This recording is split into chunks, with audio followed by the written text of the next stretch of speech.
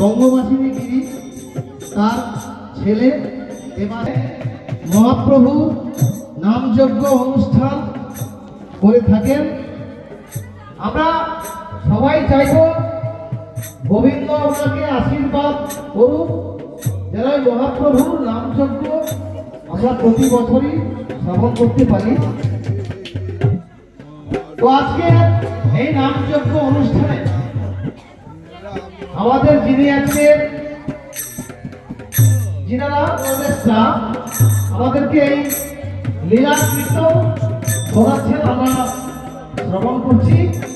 তো ওনাদের সম্প্রদায়কে স্বর্গীয় রাধেশ্বর গিরি এবং মঙ্গলবার গিরি স্মৃতির উদ্দেশ্যে ওনাদের সম্প্রদায়কে 200টি টাকা দিয়ে পুরস্কৃত করছেন।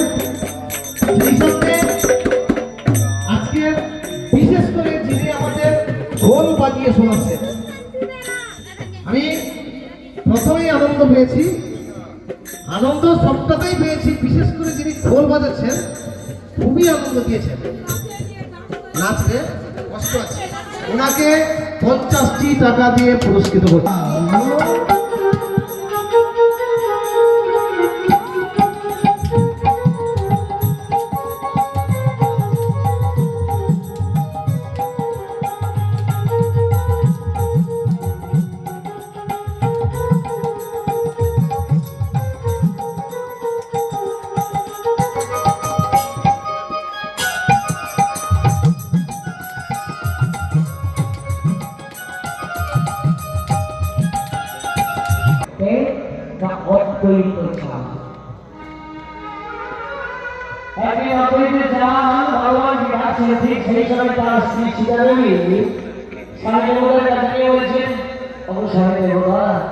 এতদিন ধরে তুমি ভগবান যাচ্ছ, তিনি কি এসেছেন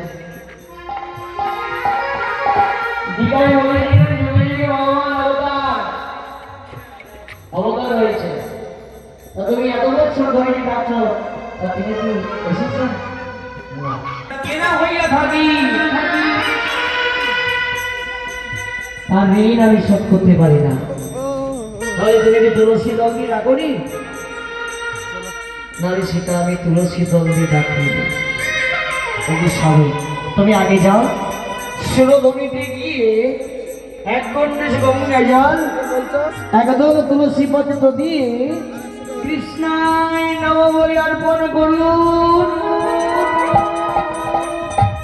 তাহলে তিনি নিশ্চয়ই আসবেন। তার সীতাদেবীর কথা মতো আমার অদ্বৈত চান ফিরে কি করলেন?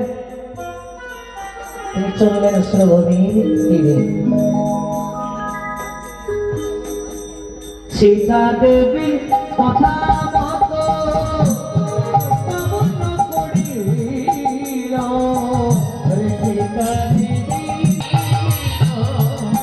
সীতা দেবীর কথা মতো গমন করিল।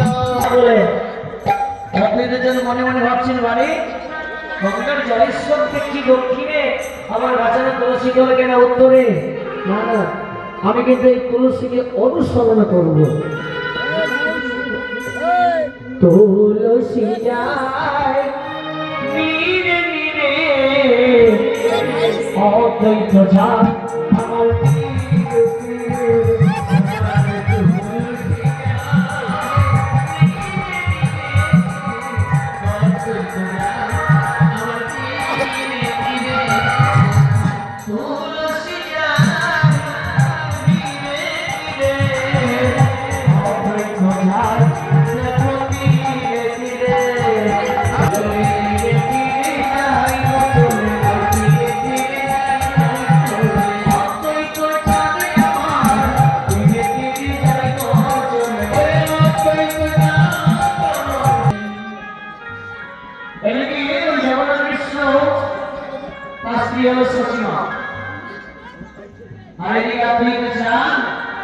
তুলসীকে অনুসরণ করছে করে সন্ন্যাসে চলে গেছে। বর্তমানে তোমায় মা বলি ডাকার মতো সানো করি পরে গেল বলেন যমুনা